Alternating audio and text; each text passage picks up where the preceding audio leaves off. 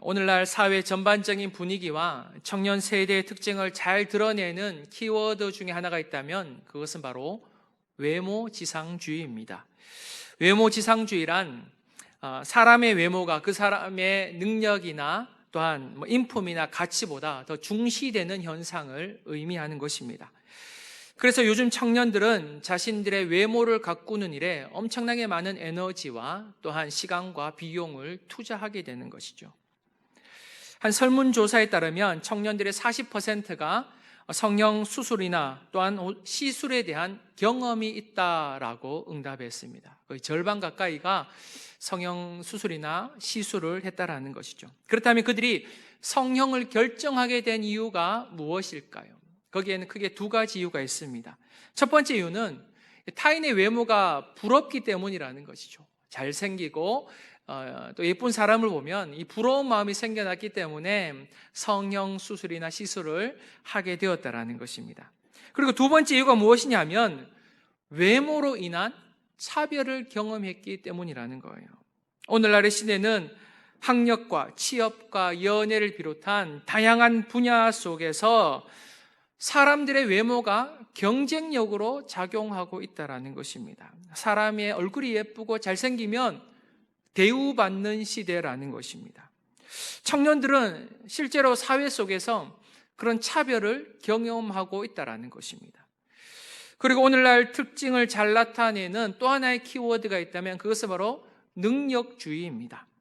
과거에는 학연, 지연, 혈연이 중심되는 사회였지만 지금은 그런 것들이 중심이 되는 사회가 아니라 능력이 중심이 되는 사회라는 거예요. 능력대로 인정받는 사회가 되었다는 것입니다. 능력이 있으면 사람들로부터, 사회로부터 인정받고 능력이 없으면 세상으로부터 버림받는 시대가 되었다는 것입니다.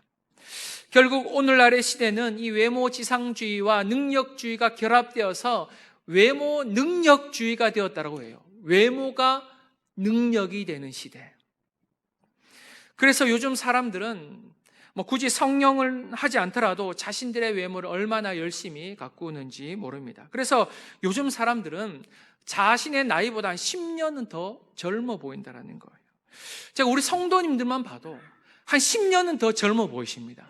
그래서 얼굴만 봐서는 나이를 가늠할 수가 없는 거예요. 한 50대인 줄 알았는데 막 70대라 그러시는 거예요. 얼마나 깜짝 놀랐는지. 제천에 오니까 분위기가 달라요. 아닙니까? 이럴 때 아멘 그러시면 얼마나 좋습니까? 아멘. 그런데 저는 사람들이 제 나이보다 훨씬 더 많이 보더라고요. 제가 이제 40대 중반이 되니까 이제 그런 소리는 좀 덜 듣습니다. 그런데 한 30 중반 때 이제 제가 사람들에게 제 나이를 이야기하면 깜짝 놀라는 거예요. 왜 그렇게 놀라시는지 물어보니까 40대 중반인 줄 알았다는 거예요. 이제 30 초반인데 중반인데 지금 그 얼굴이 계속 이렇게 가고 있다라는 거예요, 지금. 저야 이제 외모가 중요하겠습니까? 결혼도 했고, 교회도 이렇게 좋은 교회 와 사회 가는데 외모가 중요하겠어요?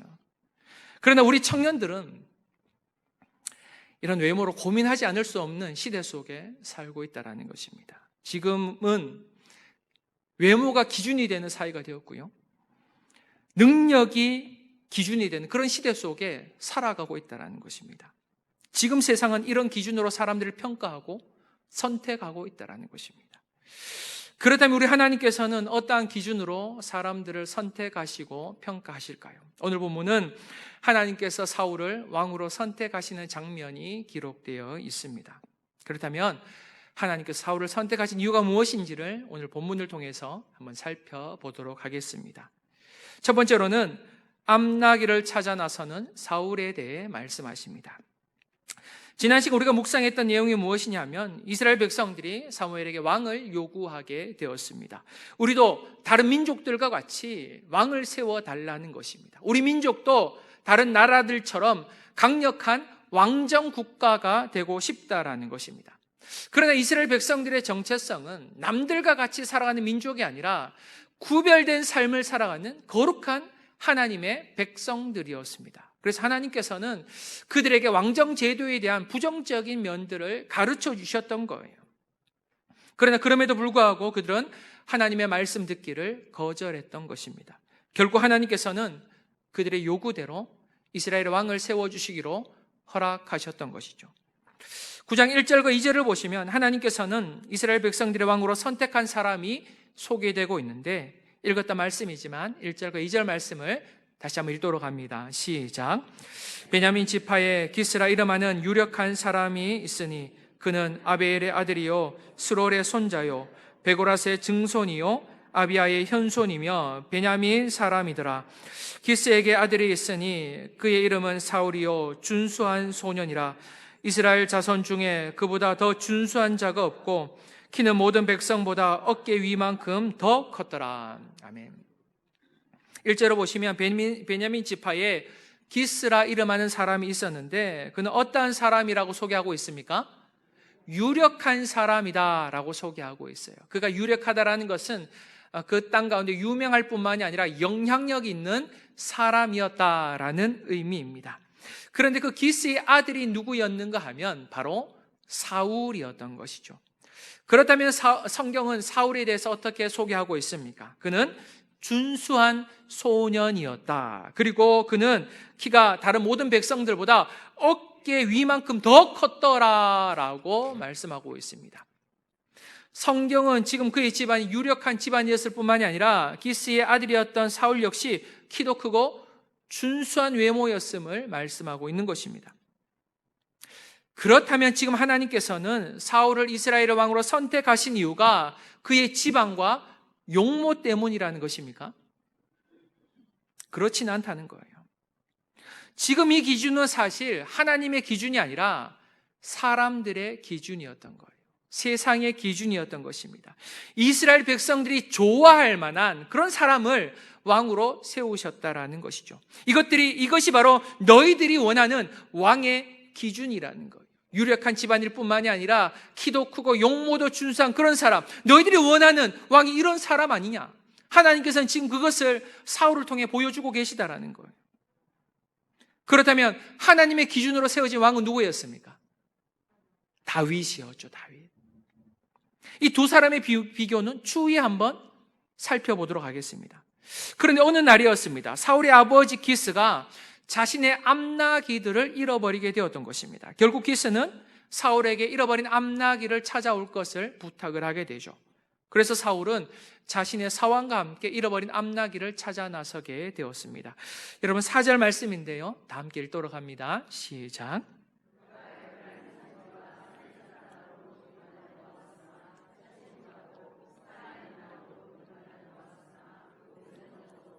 베냐민 사람의 땅으로 두루 다녀 보았으나 찾지 못하니라. 아멘. 그런데 사울은 아버지의 말씀에 순종함으로 에브라임 산지와 베냐민 땅을 두루 찾아다녀 보았지만 잃어버린 암나기들에 대한 흔적을 전혀 찾아볼 수가 없었다라는 것입니다. 아무리 찾아보아도 그들의 그 암나기들의 흔적조차 찾아볼 수 없었다라는 것이죠. 그때 사울의 종이 사울에게 무엇이라고 이야기하는가 하면 이 성읍 주위에 하나님의 사람이 있는데 그가 말한 것은 다 응답이 된다고 하더이다. 그 사람을 한번 찾아가 보자는 거예요. 지금 사울의 종이 이야기하는 그 하나님의 사람이 누구였습니까? 사무엘이었던 거예요. 사무엘을 한번 찾아가 보자는 거예요. 결국 기스가 암나기를 잃어버린 그 사건을 통해서 어떠한 일이 일어나게 되었는가 하면 바로 사울과 사무엘의 만남의 역사가 일어나게 되었다는 거예요. 인생의 문제를 통해 하나님의 만남의 역사가 일어나게 되었다는 거예요. 사랑하는 성도 여러분, 때로는 우리의 인생을 살아가다 보면 아무리 노력해도 풀리지 않는 인생의 문제를 만날 때가 있습니다. 그러나 우리가 이런 인생의 문제를 통해서 기억해야 하는 것이 있다면 하나님께서는 이런 인생의 문제들을 통해서 하나님의 역사를 이루어 가신다라는 거예요. 우리의 인생의 문제를 통해서 하나님의 기적을 일으키시며 우리의 인생의 문제를 통해서 하나님의 역사를 일으키시며 우리의 인생의 문제를 통해서 하나님의 비전을 보여주시더라는 거예요. 그래서 우리 그리스도인들은 잃어버린 암나기로 인해서 좌절하는 인생이 아니라 그 잃어버린 암나기를 통해 하나님의 역사를 기대할 수 있어야만 한다라는 거예요. 하나님께서 이 인생의 문제를 어떻게 해결해 가실 것인가에 대한 그 기대감이 우리 그리스도인들에게 넘쳐나야만 한다라는 거예요. 지금도 남편의 문제, 가정의 문제, 자녀들의 문제, 여러 가지 문제로 눈물 흘리시는 성도님들도 계실 것입니다. 풀리지 않는 경제적인 문제와 생업의 문제, 건강의 문제, 질병의 문제로 고통 중에 계신 성도님들도 계실 거예요.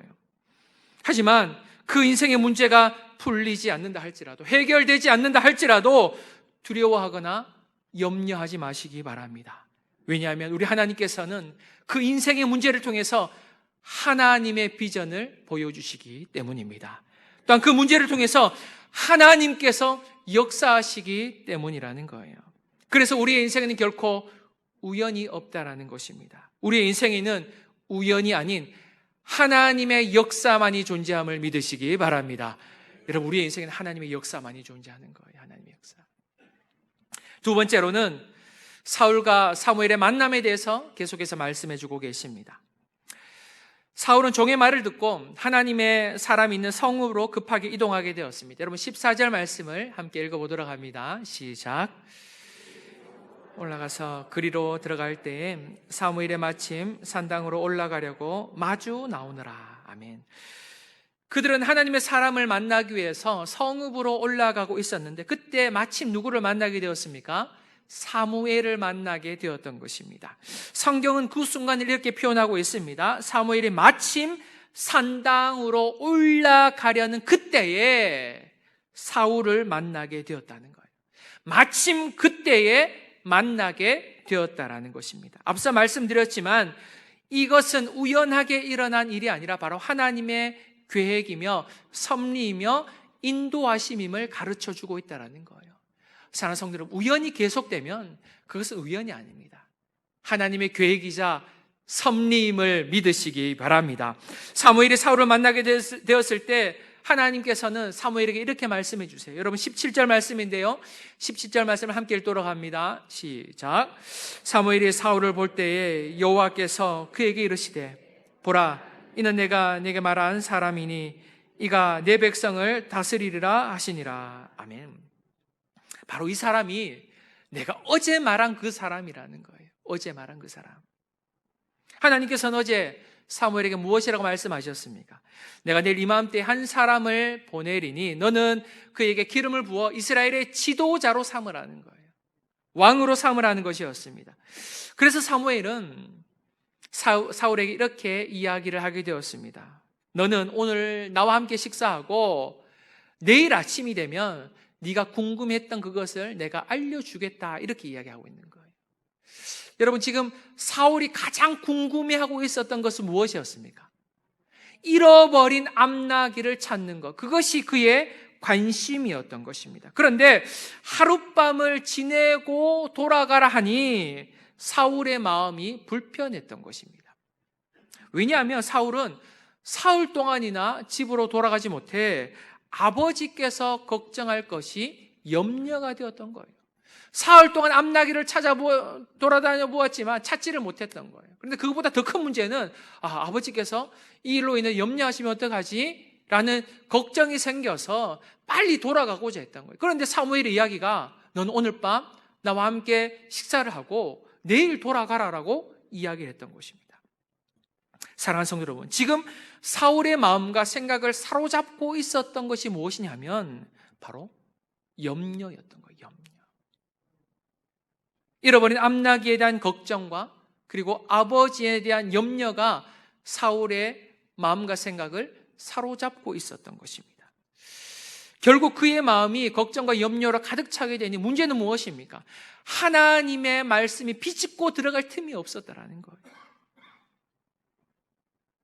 지금도 마찬가지입니다. 우리가 이 예배 현장에 앉아 있지만 우리의 마음과 생각 속에 세상적인 염려와 걱정과 근심들로 가득 차 있다면 하나님의 말씀이 우리의 영혼에 비집고 들어올 틈이 없다라는 것입니다.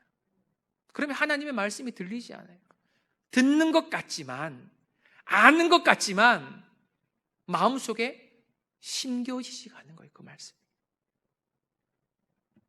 그래서 사무엘이 사울에게 무엇이라고 이야기합니까? 여러분 20절 말씀입니다. 20절 말씀을 함께 읽습니다. 시작.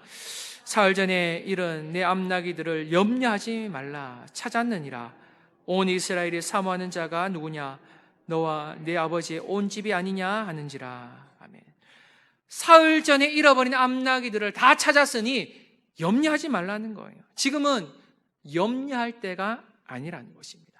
지금 온 이스라엘 백성들이 너와 내 집을 사모하고 있다는 것은 사울이 이스라엘의 소망이자 하나님의 비전이라는 것입니다. 그래서 지금 너는 하나님의 비전으로 가득 차 있어야만 한다라는 거예요. 세상의 염려가 아닌, 걱정이 아닌 하나님의 비전으로 가득 차야만 한다라는 것입니다. 사랑하는 성도 여러분, 그렇다면 지금 여러분의 마음과 생각은 무엇으로 가득 차고 있습니까? 세상적인 일과 혹은 육신적인 일로 가득 차 있는 것은 아닙니까?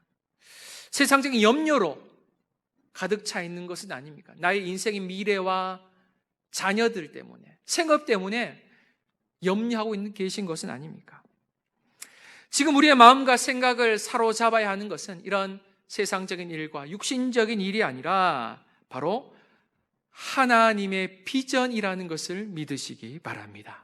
그래서 우리 그리스도인들은 하나님의 비전에 사로잡힌 인생이 되어야 돼요. 비전에 사로잡힌 인생. 올해 우리 교회는 설립 51주년을 맞이하게 되었습니다. 지금 우리 교회에 가득해야 하는 것은 바로 하나님의 비전이라는 거예요. 하나님의 비전. 하나님의 비전에 사로잡힌 교회가 되어야만 한다라는 것입니다. 저는 우리 교회 우리 성도님들의 가슴속에 하나님의 비전이 충만할 수 있었으면 좋겠습니다. 하나님의 비전이 여러분의 생각과 마음을 장악할 수 있기를 주의 이름으로 간절히 축원드립니다. 여러분의 생각과 마음 속에 나의 계획과 나의 비전이 가득한 것이 아니라 하나님의 비전과 하나님의 계획과 하나님의 마음으로 충만할 수 있기를 주의 이름으로 간절히 축원드립니다. 우리가 하나님의 비전으로 가득 차게 될 때 하나님께서는 그런 인생을 사용하시는 거예요. 성도 여러분, 하나님께서 쓰시는 사람은 능력 있는 사람이 아닙니다. 스펙이 좋은 사람이 아니에요. 바로 하나님의 비전으로 충만한 사람이라는 것을 믿으시기 바랍니다. 그래서 우리 자녀들에게 여러분 능력을 키워라고 이야기할 것이 아니라 하나님의 비전을 심어주어야만 한다라는 거예요. 하나님의 비전이 무엇인가, 하나님의 계획이 무엇이며 하나님의 뜻이 무엇인지를 가르쳐 주게 되면 자녀들은 그 하나님의 비전 때문에 하나님께 쓰임받는 인생이 된다라는 거예요.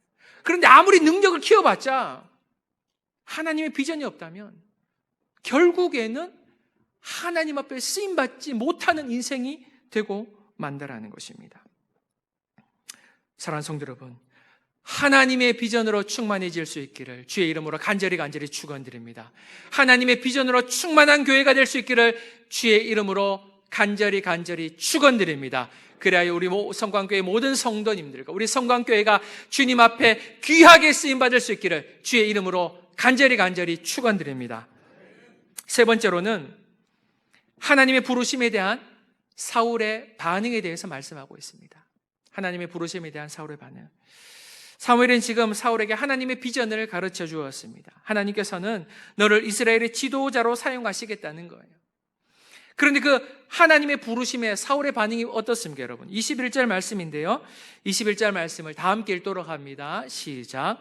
사울이 대답하여 이르되 나는 이스라엘 지파의 가장 작은 지파 베냐민 사람이 아니니까 또 나의 가족은 베냐민 지파 모든 가족 중에 가장 미약하지 아니하니까 당신이 어찌하여 내게 이같이 말씀하시나이까 하니. 아멘.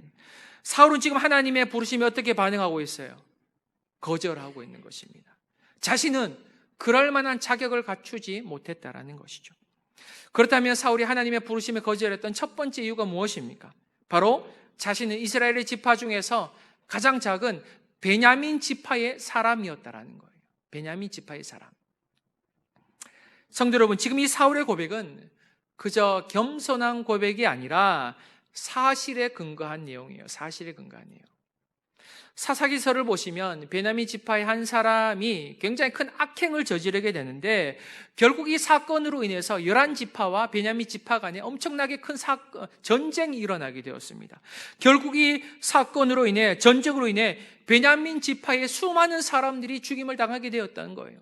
전쟁이 끝나고 베냐민 지파의 장정들의 숫자를 헤아려 보니까 600명밖에 되지 않았다고 이야기합니다. 거의 완전 멸절의 수준이었어요. 이러다가 베냐민 지파가 역사 속에서 사라질 수도 있는 상황이었습니다. 그래서 이스라엘 백성들이 조금 회개하면서 우리가 좀 너무한 건 아닌가, 베냐민 지파를 살려야겠다, 그렇게 해서 겨우겨우 베냐민 지파를 회복시켰던 거예요. 그러나 그럼에도 불구하고 베냐민 지파는 이스라엘 중에서 가장 약한 지파, 가장 적은 숫자의 지파가 되고 말았던 것입니다. 그래서 지금 사울이 어떤 고백을 하고 있는 거예요. 자신의 지파는 이스라엘 지파 중에서 가장 작고 미약한 지파라는 것입니다. 그래서 베냐민 지파의 사람으로서 무슨 큰 일을 할 수 있겠습니까? 우리 베냐민 지파가 이렇게 작고 연약한데 어떻게 이스라엘 온 민족을 다스릴 수 있겠습니까? 절대로 그럴 수 없습니다. 여러분, 지금 이 사울의 고백은 겸손한 거절이 아니라 현실적인 거절의 이유였다라는 거예요. 현실적인 거절이에요. 그렇게 할 수 없는 현실적인 이유였다는 것입니다. 그리고 사울이 하나님의 부르심을 거절했던 두 번째 이유가 무엇이냐면, 나와 우리의 가족은 베냐민 지파 중에서도 가장 미약하고 작기 때문이라는 거예요. 우리 베냐민 지파도 이스라엘 지파 중에서 가장 작은 지파인데 문제는 우리 가문이 베냐민 지파 중에서도 가장 작고 미약하기 때문에 저로서는 이 사명을 감당할 수 없다라고 이야기하는 것입니다. 그런데 여러분, 성경은 사울의 가문을 작고 미약하다라고 표현하지 않습니다. 9장 1절에 우리가 읽었던 말씀을 보시면 기스를 어떤 사람이라고 소개하고 있습니까? 유력한 사람이라고 소개하고 있어요. 유력하다는 것은 당시 굉장히 유명할 뿐만이 아니라 영향력 있는 사람이었고 영향력 있는 가문이었다라는 것입니다. 그런데 그럼에도 불구하고 사울은 무엇이라고 고백을 하고 있어요? 자신의 가문은 작고 미약한 가문이라서 저는 아무것도 할 수 없음을 고백하고 있다는 거예요. 그렇다면 사울이 자신의 가문을 유력한 가문이라고 소개하지 않고 미약한 가문이라고 고백한 이유가 무엇입니까?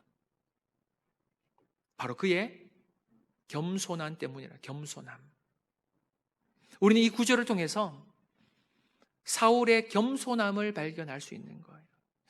하나님께서 사울을 선택하신 이유, 그 이유가 무엇일까? 라고 했을 때 바로 이 겸손함 때문에 하나님께서는 사울을 선택하셨던 거예요. 그의 집안 때문도 아니고요, 그의 용모 때문도 아니었어요. 바로 이러한 겸손함이 있었기 때문에 하나님께서는 사울을 이스라엘의 초대왕으로 세우셨던 것입니다. 그러나 아쉽게도 사울은 그 겸손함을 끝까지 지켜내지 못했다라는 거예요. 성도 여러분, 하나님께서 사울을 이스라엘 왕으로 세우셨던 이유는 왕의 권세를 누리도록 함이 아니었습니다. 여러분, 16절 말씀인데요, 16절 말씀을 다 함께 읽도록 합니다. 시작. 내일 이맘때에 내가 베냐민 땅에서 한 사람을 내게로 보내리니 너는 그에게 기름을 부어 내 백성 이스라엘의 지도자로 삼으라. 그가 내 백성을 블레셋 사람의 손에서 구원하리라. 내 백성의 부르짖음이 내게 상달되었으므로 내가 그들을 돌보았노라 하셨더니. 아멘. 하나님께서 사울을 이스라엘 백성의 왕으로 삼으셨던 이유는 바로 누구를 위함이었습니까? 하나님의 백성들을 위함이었다는 거예요. 그래서 하나님께서는 사울을 왕으로 부르실 때에 내 백성이라는 단어를 3번이나 사용하셨다라는 것입니다. 이스라엘의 왕이라는 직분은 하나님의 백성을 돌아보며 섬기는 직분이라는 것입니다. 그러나 사울은 어느 순간 그 하나님의 부르심을 잊어버리게 되었고 백성들의 삶이 아닌, 백성들을 위한 삶이 아닌 자신의 삶을 살아가게 되었던 것입니다. 왕의 자리에서 권력과 권세를 누리며 살아가기 바빴던 것이죠. 결국 사울이 하나님의 부르심을 잊어버리게 되니 어떠한 일이 일어나게 되었습니까? 변질되어 버렸다는 거예요. 변질. 이것이 가장 무서운 것입니다. 여러분, 변질되어 버리는 것. 성도 여러분, 변질이 무서운 이유가 무엇인지 아십니까? 자신은 변질되었다는 것은 전혀 깨닫지 못한다는 거예요. 분명 변질되었는데 남들은 보면 저 사람이 변질되었다라는 것은 알고 있는데 누구나가 알겠는데 정작 본인은 변질되었다는 것을 전혀 깨닫지 못한다는 거예요. 남들은 다 아는데 본인만 몰라요. 자신이 변질되었다라고 고백하는 사람은 여러분 천에 하나, 만에 하나입니다. 거의 찾아볼 수가 없어요. 거의 찾아볼 수가 없어요. 그러나 이것은 비단 사울만의 이야기가 아닙니다. 우리 모두의 이야기라는 것이죠. 어느 누구도 이 변질로부터 자유로울 수가 없습니다. 예전에는 참 겸손한 사람이었는데 어느 순간 보니까 굉장히 교만한 사람이 되어 있더라는 거예요. 예전에는 참 겸손한 목사님이었는데 교회를 사랑하고 성도들을 사랑하는 그런 목사님이었는데 어느 순간 양떼를 돌아보지 않고 자신의 이름을 내며 돈과 권력을 따라가는 목회자도 있더라는 것입니다. 예전에는 참 겸손하고 순종적인 성도였는데 장로가 되고 권사가 되고 중직자가 되니 달라지더라는 거예요. 제가 목회자로서 가장 염려하는 것이 바로 이것입니다. 목회자로서 변질되지 않기를. 늘 한결같이 하나님을 사랑하고 늘 한결같이 교회를 사랑하고 늘 한결같이 성도를 사랑하는 목회자가 되기를. 나를 위해 사는 삶이 아니라 주를 위해 사는 삶이 되기를.